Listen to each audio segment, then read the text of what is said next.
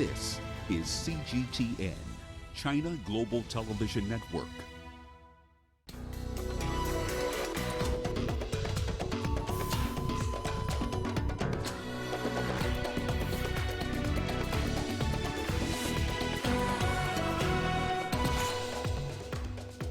Malians demonstrate in support of army after deadly attack.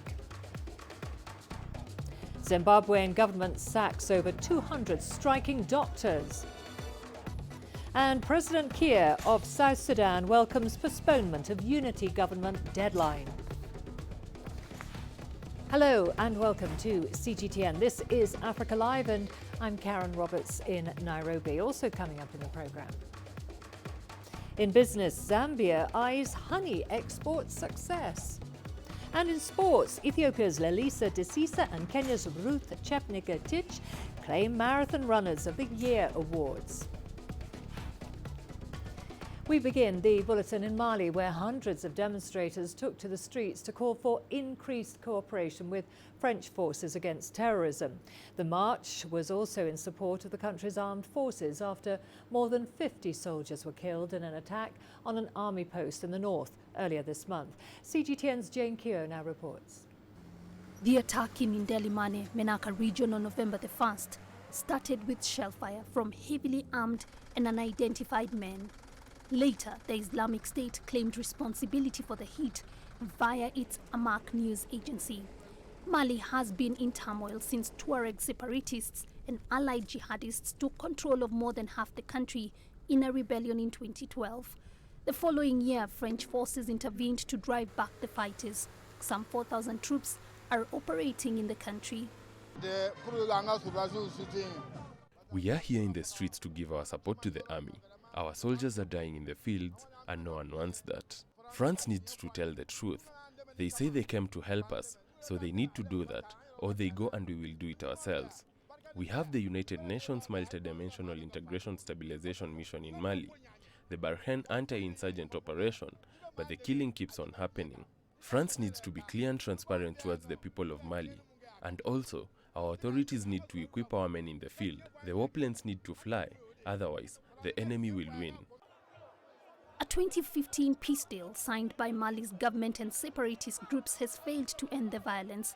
Islamists have also staged assaults on high-profile targets in the capital, Bamako, and in neighboring Burkina Faso and Ivory Coast. France needs to know that Mali also has interests. Friendship has to be transparent.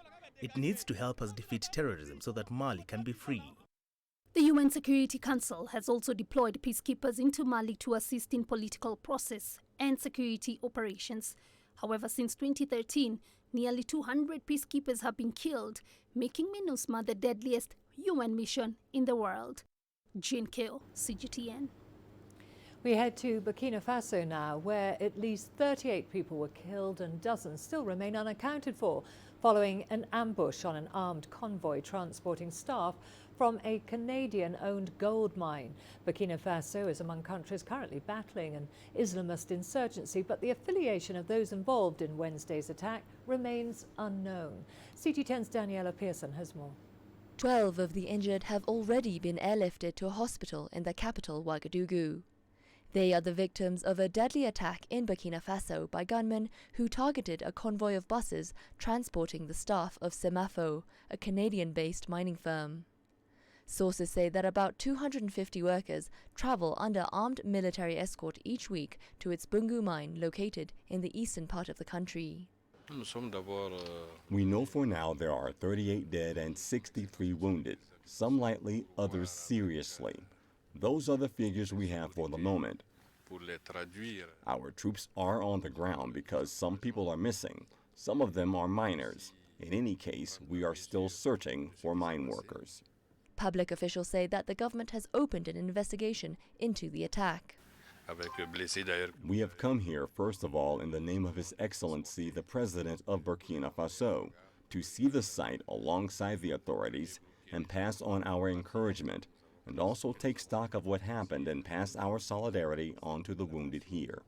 Operations at the mine have been suspended since the incident, which occurred on a public road between the market town of Fada and the Bungu mine. but many families are still waiting for news. It's not clear exactly how many were in the convoy, what their nationalities were, or how many are still missing. Daniela Pearson, CGTN. Zimbabwe has fired more than 200 public sector doctors who have been on strike for more than 2 months. The doctors were demanding better pay to protect them from soaring inflation. They were dismissed after disciplinary hearings found them guilty of being absent from work without proper cause. The board plans to call in more doctors for disciplinary hearings. It comes as President Emmerson Mnangagwa's government takes a hard line against a restive labour force. Last month, the government said it had doubled doctors' salaries, but doctors claim it was still inadequate. Zimbabweans are bearing the brunt of the worst economic crisis in a decade. Other public workers have also been staging protests over better pay. Well, CGTN's Farai Mwakatuya is in Harare for us and has been following up on this story.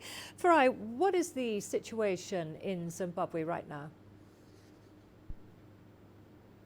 Well, Karen, it is quite dire. It's been over 2 months now that these doctors have been on strike, virtually crippling the public service, but the public hospital system. Just to give you an indication, I'm at Parinato Hospital, and behind me is the casualty center, which would ordinarily be a flurry of activity. This is the largest referral hospital in the country, and so it would be the first port of call for accident victims, for people who've suffered trauma or any sort of illness. But as you can see, it is virtually deserted. There's nothing happening here, and that is largely because people are being turned away from here unless there are emergency cases. So this situation is quite bad. You always hear stories of people speaking of losing their relatives to avoidable deaths because these doctors aren't in the wards to be able to treat them. So it is a situation that is very dire. It is very sad for people who can't afford to seek alternative care, particularly in private facilities that are more expensive. And unfortunately, the longer it goes on, the worse the circumstances are for those people, Karen. And Farai, so obviously where you are with that hospital behind you, you're saying it's basically deserted. Who are being treated? Who's receiving treatment? And how is that decided? Well, at this point in time, what is happening here is that there's a skeleton staff in place. There are some senior doctors who are not participating in this strike. The junior doctors are the ones that are participating. So senior consultants and doctors are in place, but they can't deal with the sheer number of cases that come through here. They also have patients that are in the wards that are not emergency cases. So the people being treated, or the cases that are being treated, are the most serious emergencies. Those that are not serious emergencies are being turned away to other facilities. What government has done, it has brought in doctors from the military to try and assist, doctors from out of the country to try and assist, but they can't deal with the sheer number of of patients that need to be attended to here. Just to give you an indication, a few months ago, when we before the strike even took place, a person, I remember meeting a patient here who needed some orthodontic work done, and she was put on a waiting list, and she had to wait for about 2-3 months for her turn or opportunity to see the doctor or the specialist who would attend to her. That just shows you the number of cases and patients that are dealt with at a facility like this. Now, in the absence of those junior doctors, it probably makes that waiting period much, much longer. And Farai, what is the response from the doctors' union on these sackings? Well, the doctors remain defiant.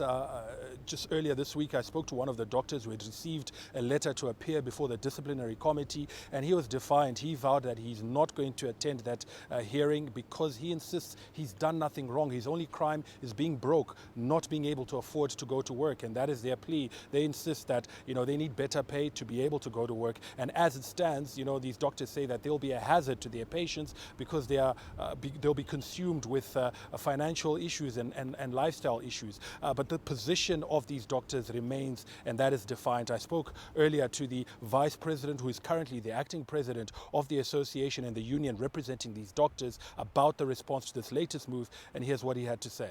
The situations remain the same. Doctors aren't moved by this move made by the Health Services Board. It doesn't capacitate the doctors to go to work, and we are simply calling the employer to come back to its senses and call for dialogue, because as doctors we are just open for dialogue. We really feel that dialogue is key with regards to this impasse.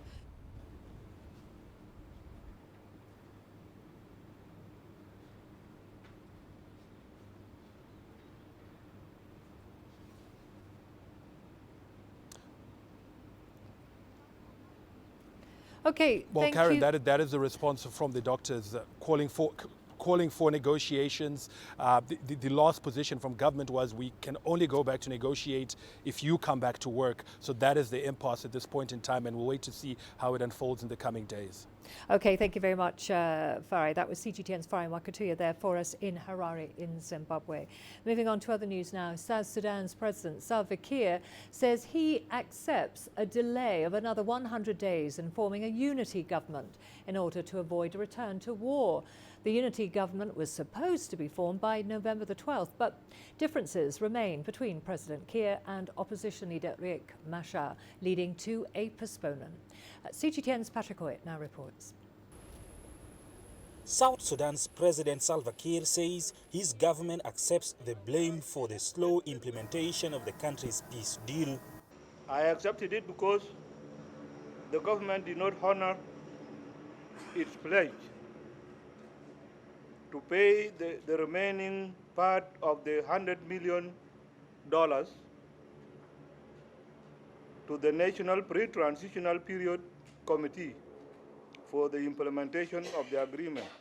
President Kiir now says government is in the process of releasing all the funds it earmarked for the peace deal implementation. Opposition leader Riek Machar wants the government to use the $100 million it pledged to purchase supplies and provide training for soldiers who are in camps. He is also demanding security sector reforms and a reduction of the number of states from 32 to 10 before a unity government is formed. South Sudanese people and civil society groups hope the delay will be enough to allow the two sides to reach an agreement. We are not simply saying that that extension will result to implementation of all the provisions, the security issues, the states, the unified forces and so on. But we feel that it is adequate enough to generate momentum for the parties to sit and reasonably move towards putting in place the benchmarks that would enable all the opposition groups be part of the government, that will enable Machar to come to Juba. What just happened is like a gift to the people of South Sudan, that they want to make sure that the country doesn't go back to war. The new government is now scheduled to be formed on February 22nd, 2020. The United Nations is calling on all parties to work with renewed urgency and resolve all the outstanding issues within the scheduled 100 days. Patrick Oyet, CGTN, Juba, South Sudan. Well, the Intergovernmental Authority for Development has organised a meeting for all the parties of the South Sudan peace agreement. They discussed the extension of the 12th of December schedule for the formation of a transitional government of national unity.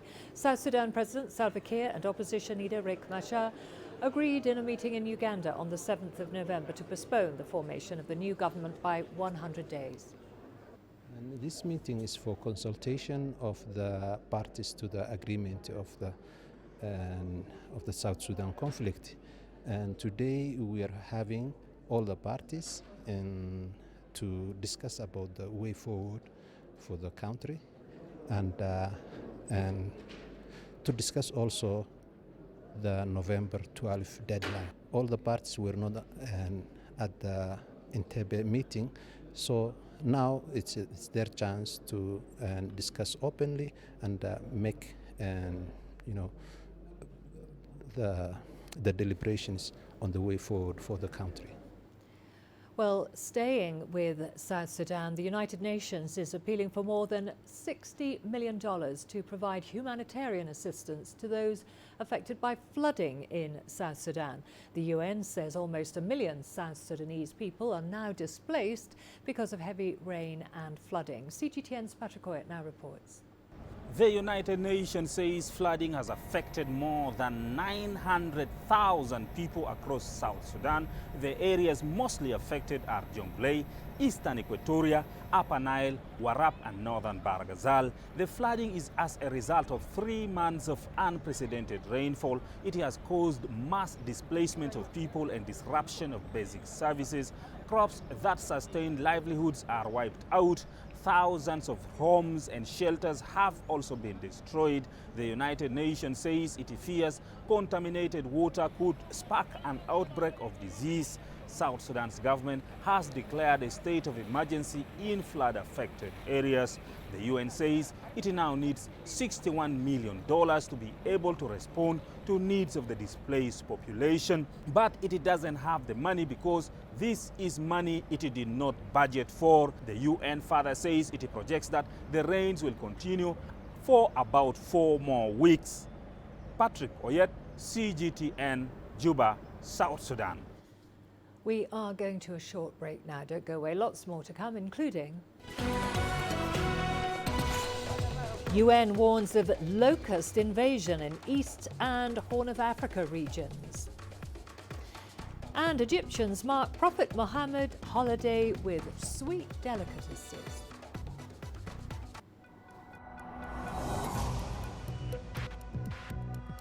Each day, there are millions of stories. Each one can open new perspectives, new possibilities. Wherever you look, we are there to see, discover, explore. We put the pieces together to find what really matters to you, all around the world, all around the clock. Our reporters are at home across the globe. From our headquarters in Beijing and production centers in Washington, Nairobi, and London, China Global Television Network. Stories from across the globe, reaching people across the globe. CGTN. See the difference.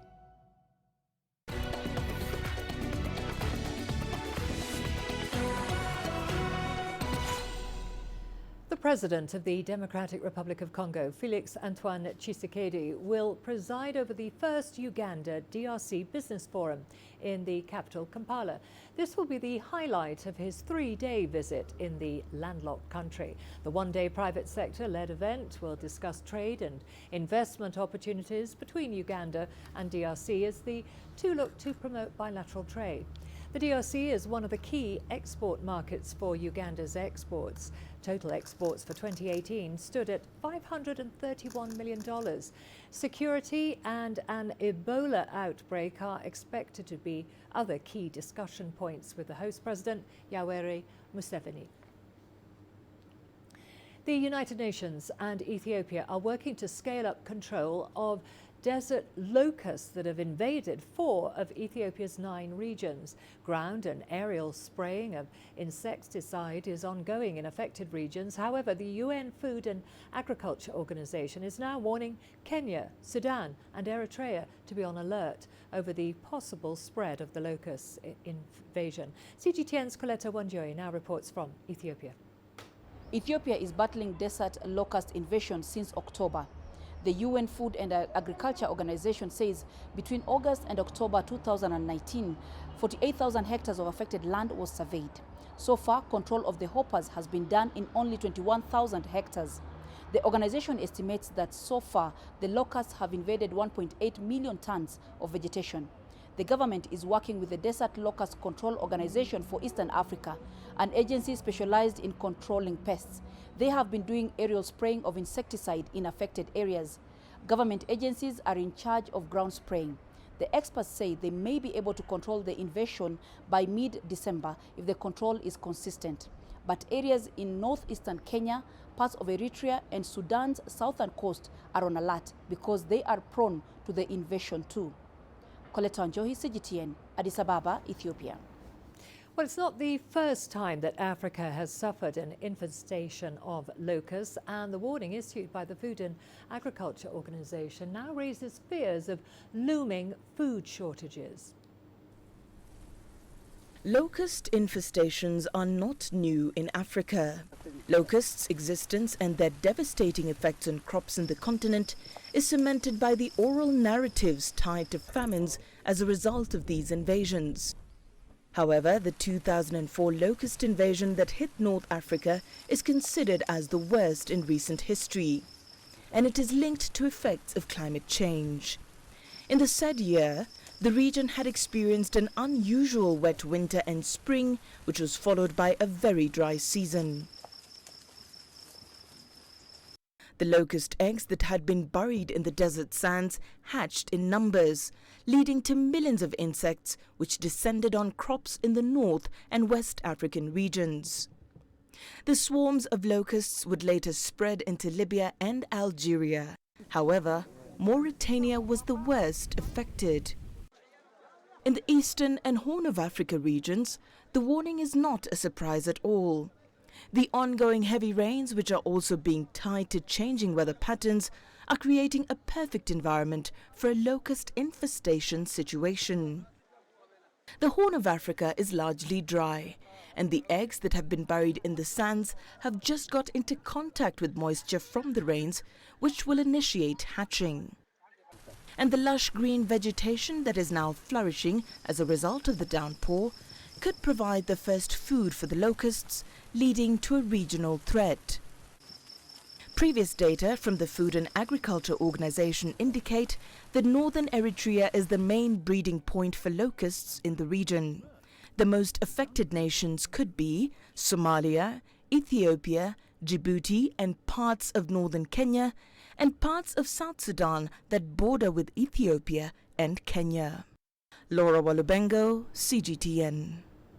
With continuing water challenges faced by South Africa and its neighbouring countries, the Water Research Commission of South Africa, together with WaterNet, a SADC water division, have come together with a host of intercontinental partners to sign a memorandum of understanding. The objective of this agreement is to establish a framework for cooperation within the field of water resources management. CGTN's Yolissa Njamela has more.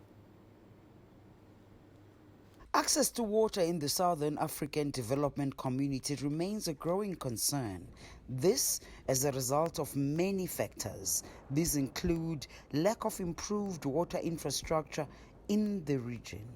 Other factors that contribute to water scarcity in the SADC region include population growth, less rain, which is aggravated by drought, and climate change.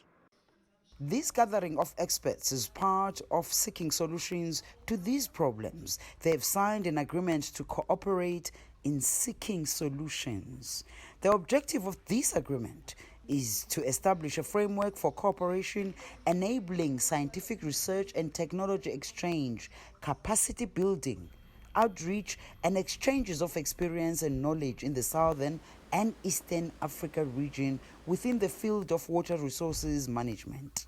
We will not bury our heads in the sand like ostriches. We are very much aware of the challenges surrounding us in the present and going into the future. We are exposed to an increasingly water-scarce environment. Our region is experiencing more extreme dry and wet spells than ever before. What we are learning is that everything we have and everything we do depends on fresh water. For that tiny proportion of water in the world that looks after our industry, our homes, our livelihoods, our food, and our health. And we're starting to realize in a very big way that if we don't look after our rivers and lakes and wetlands, they can't look after us. There's a call from these experts to ensure coordination in each country to help curb this dilemma. What you see in a lot of places is that the governance is there, but it's not working well. Often you see silos. You need collaboration, for example, between Ministry of Agriculture, Ministry of Water, but also Ministry of Health. And we often see silos in there. So you have to look how you can improve this governance system. South Africa is one of the countries in the region that is experiencing a dire need for water resources. South Africa being a developing country, as much as we are saying that we have developed that much, the need for water is still growing. So we have got to find new alternatives, new technologies or innovations of how to have water. So rather than what we were dependent on, surface water and dams and pipelines, we are moving into another area where we have got to find water, groundwater, desalination, water quality that is the system has got to be managed. These experts intend to continue to cooperate to ensure that this tide is turned sooner than later. Yulisan Jamela for CGTN in Johannesburg, South Africa. The Muslim world marks the anniversary of the birth of the Prophet Muhammad this weekend. For Egypt, it's an official holiday, and Egyptians have been celebrating the occasion for decades by giving each other sweet treats. CGTN's Yasser Hakim with the details.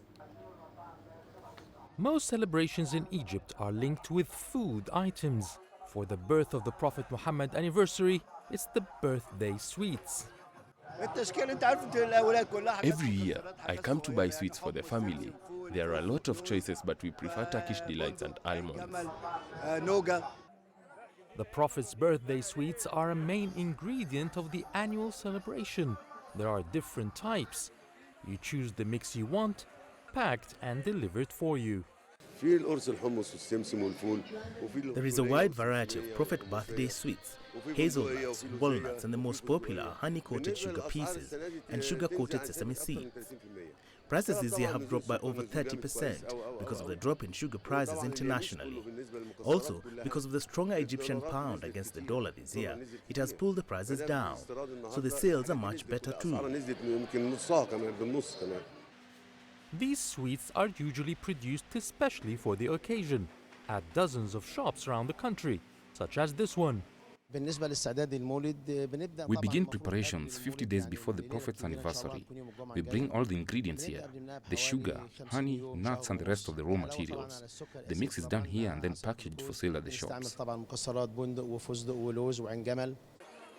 They come in different shapes, the traditional-looking packages, as well as the popular doll-shaped ones, a favorite for little girls.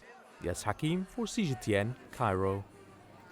At this year's China International Import Expo, over 200 African companies are attempting to find a market for their products or a ready investor in China. Typically, commodities and artisanal products dominate the continent's lineup.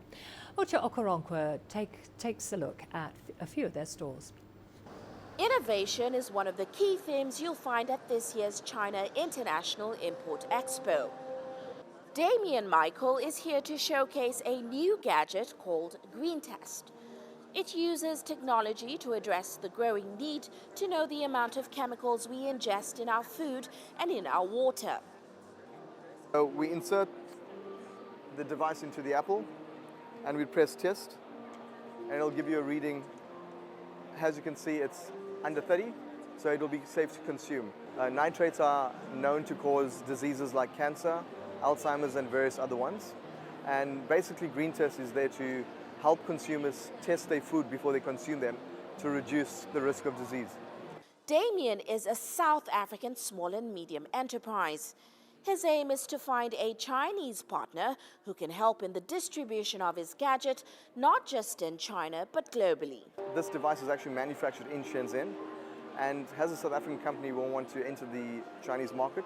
We're looking for distributors, or even, importers who want to import and distribute to the retail market.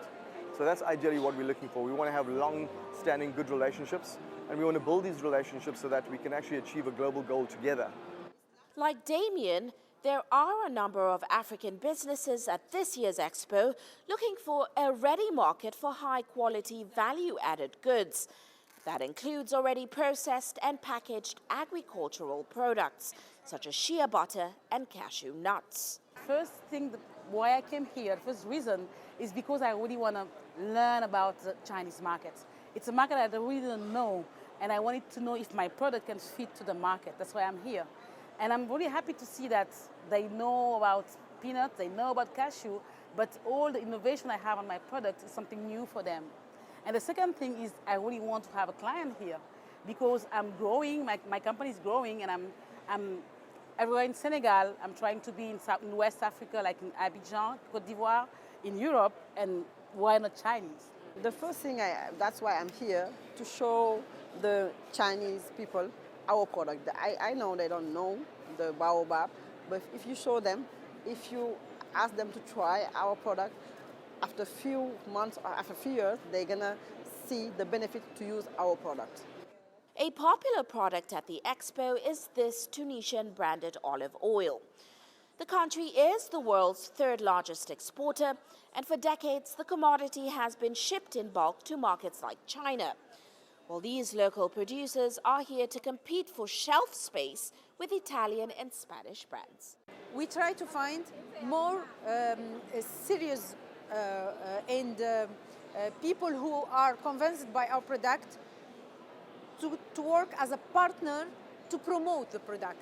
We will not just try to find a purchaser. No, a partner who can help us in this market to make the marketing, to help the companies to promote the origin Tunisia. Tunisian olive oil, Tunisian dates, Tunisian tuna, you know. That's what we need to have as a partner. For the thousands of companies here, this expo signifies broader access to China's market. But for African companies especially, a growing strategic partnership with the country has opened new windows where they can compete for space in China's massive consumer market at a new and more competitive level. Ucheo Koronkwa, CGTN, Shanghai. To Australia's east coast now, where wildfires are raging. Authorities have confirmed that at least 3 people have died, 5 are missing, and 150 homes have been destroyed. Prime Minister Scott Morrison has described the devastation caused by the fires as absolutely chilling and says that he fears the number of deaths could rise. At least 30 people have been injured.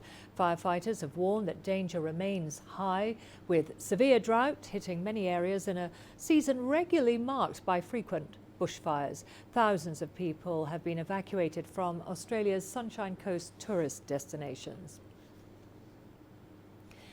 India's Supreme Court has ruled that the land of a highly contested religious site in the northern town of Ayodhya will go to Hindus. Indian Prime Minister Narendra Modi has hailed the conclusion as amicable. Here's our correspondent Shweta Bajaj in New Delhi for more.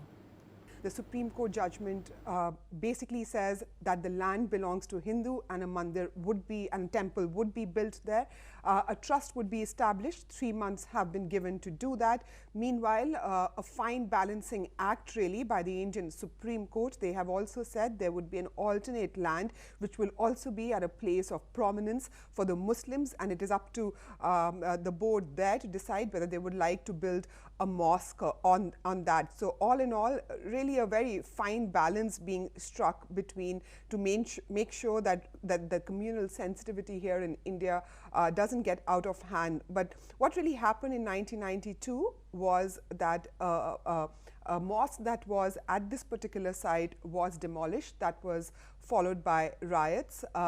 After that, we have seen 3 decades in India over fights over whether the temple, which is said to be the birthplace of Lord Ram, should be built there or not. It has been a disputed site for many years, but really political discourse has gone on the Babri Masjid for now over 3 decades. All of the business news coming up for you after the break, including Zambia eyes honey export success, and young Guinean makes paving stones from recycled plastic waste. Images may appear to be identical, but looks can be deceiving. The difference is not always obvious. It has to be discovered. There are always different sides to a story.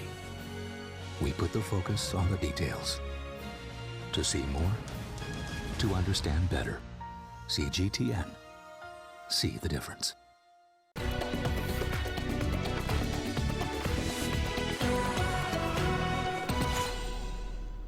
Zambia is currently the second largest copper producer in Africa. In recent years, the southern African nation has been trying to expand its exports beyond copper to diversify its economy. As CGTN's Farai Makatuya now reports, it seems Zambia may have found just the right product to do just that. Tons of raw honey that would have ordinarily been sold cheap or used to brew village alcohol are now finding their way into warehouses like this, ready to be processed for export. Meet Pandolika got into what he calls a sticky but sweet business after realizing the opportunity to sell his country's unique product to the rest of the world. Every hive has a different flavor. Every pound or kg of Zambian tree honey harvested tastes different, just depending on what the bees are eating in that forest area, what's around it, what flowers are grown, stuff like that. So it's very unique in a sense, you know what I'm saying? No honey around the world has that variation. Every packet, every pouch, every jar you see won't taste the same. The first stage of processing sees this machine squeeze the honey out of the comb. And so what you see here is literally off the tree branch, and it is pure, unadulterated sweetness, which is already trickling through the entire Zambian economy. Honey production, currently sitting at 2,000 tons per annum, is set to grow to over 10,000 on the back of increased exports, whose value has already jumped from $1.6 million in 2015 to $3.1 million in 2018. We have been known to be copper producers for centuries. Now we want to diversify and go into other industries. Honey exports can be a key component in the growth of the economy and fight against poverty in Zambia through job and wealth creation. More than 30,000 rural beekeepers are expected to propel the industry, which has radically changed their way of life. It can really help people out there where there's nothing. Like where we're getting this honey, there's literally nothing. It's just dense forest, a couple of mud huts, this and that. So that way, it's really, we feel proud in a sense.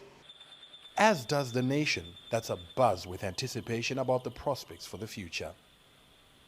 Farai Mwakutuya, CGTN, Lusaka, Zambia. Plastic waste has become a major problem in Africa. A young Guinean is doing her job to curb this problem by making paving stones from recycled plastic. Here's CGTN's Terry Wangari with more. Mariam Mohamed Keita pedals the bike that allows her to heat the fire. Another one stirs the substance in the tank.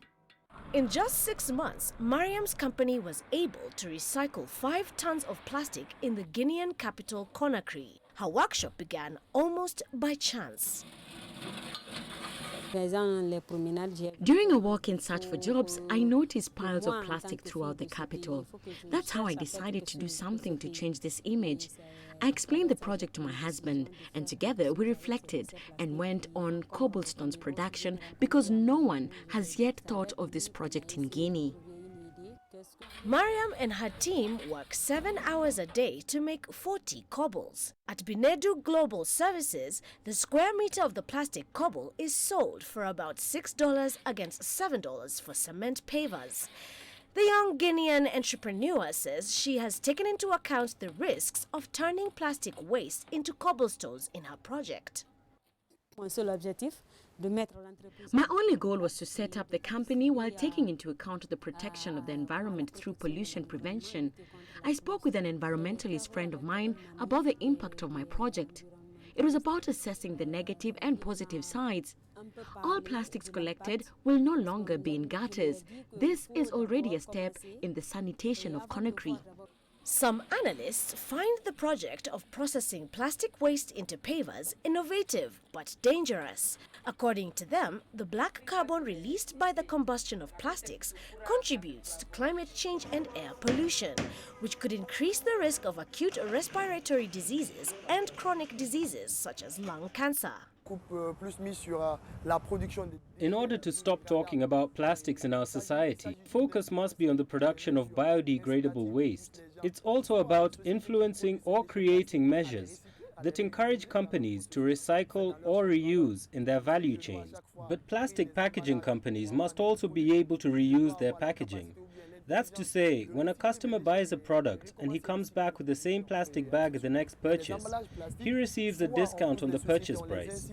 The government must also develop taxation approaches for companies that produce plastic bags.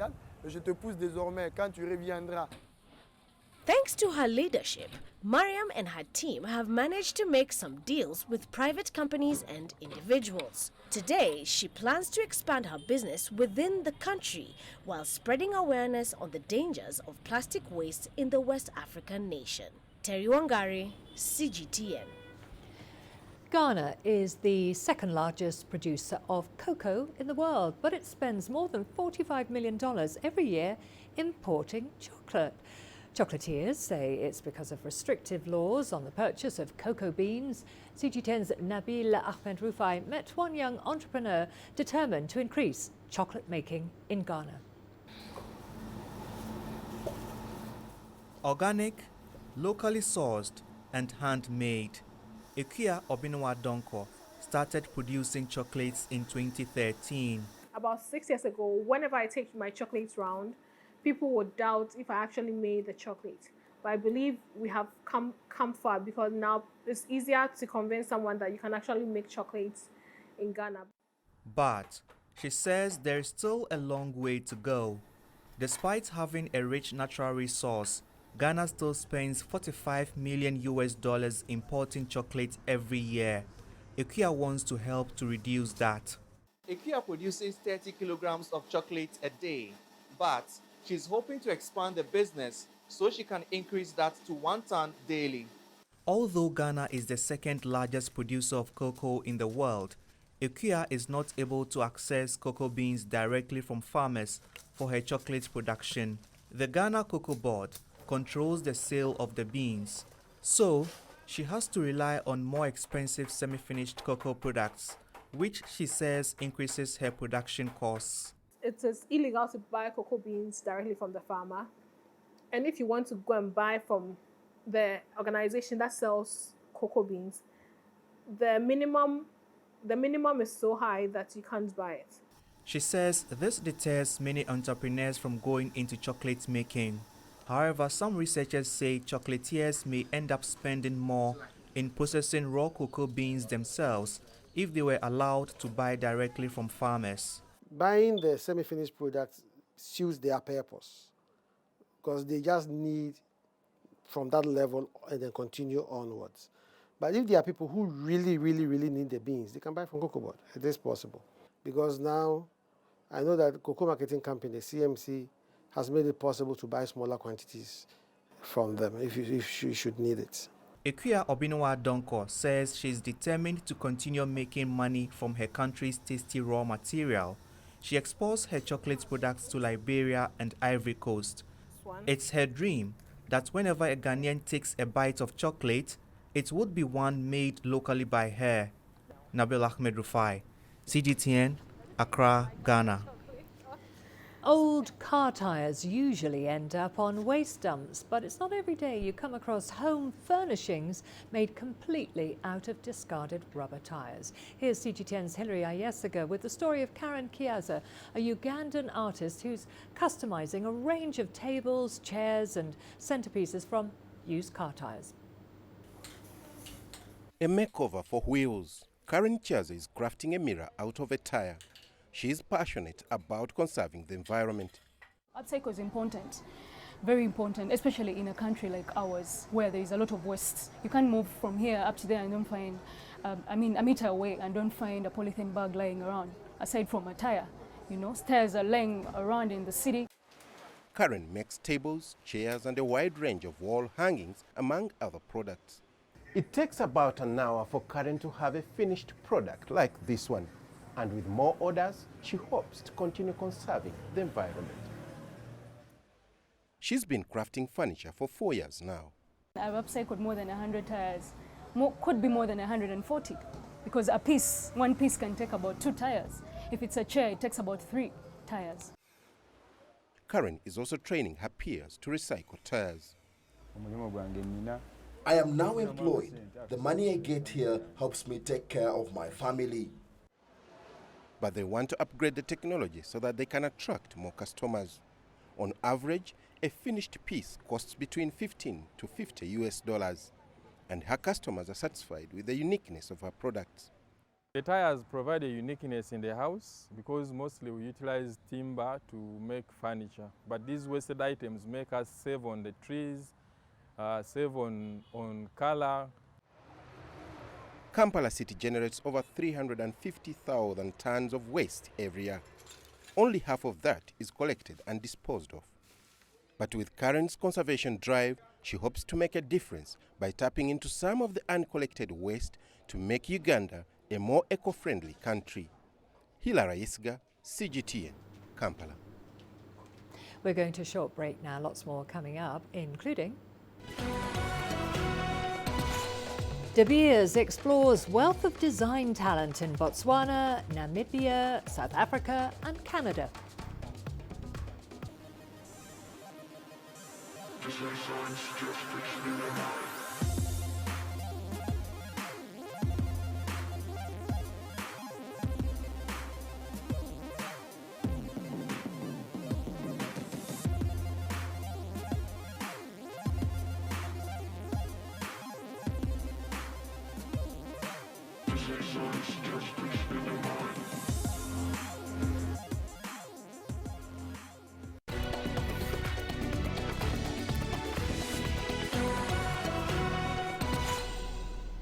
Winners of the Shining Light Awards were announced in Botswana recently. Developed by De Beers, the competition explores the wealth of design talent in Botswana, Namibia, South Africa and Canada. Angelo Coppola has more. The competition is focused on those countries with De Beers operations. It's created a design platform through which creative artistry can be showcased using diamonds. This year's theme was Heroines and Heritage, with entrants exploring their heroines and cultures. The roots of my culture and heritage, the Damaranama, but the language is Kwekwe Gov't. So the language actually, expresses itself through the likes of color and nature, as well as the patterns that we got, in the Damaranama community. So I created a piece that symbolizes my heritage from Europe and from Africa, as it's got a very we have a lot of nature in South Africa. That's what we based on. So I've used that as inspiration, as well as buildings and very floral but also very structured inspiration. For this winner, whom grandmother's move from Jamaica to Canada to support her family was her inspiration. So I used the swallowtail hummingbird, which is the national bird of Jamaica, as the inspiration for the pieces. I used the wings as a motif to represent the flight and the migration that she did, and I used the beak as a motif of how she was providing for her children. Grandmothers are a recurring theme, and what they did to make ends meet. And it made me think broader or deeper to a lot of types of women around the world that do weaving, that do quilt making, that do any sort of craft in order to support their family and feed them, and that was the inspiration. Entrants come from all walks of life and all levels of experience. All, though, had one thing in common. Passion, and I wanted to grow my business, and it's a brand. I wanted to grow my brand and passion, because I studied as an accountant. I left my job, saved some money, and I took myself to school to go to South Africa. Designers from around the world have come to the cradle of humankind here in Africa to share their ideas and their concepts and to compete. I'm Angelo Coppola for CGTN in Gaborone, Botswana. All the sports news coming up for you after the break, including Ethiopia's Lalisa Desisa and Kenya's Ruth Chepngetich claim Marathon Runners of the Year awards.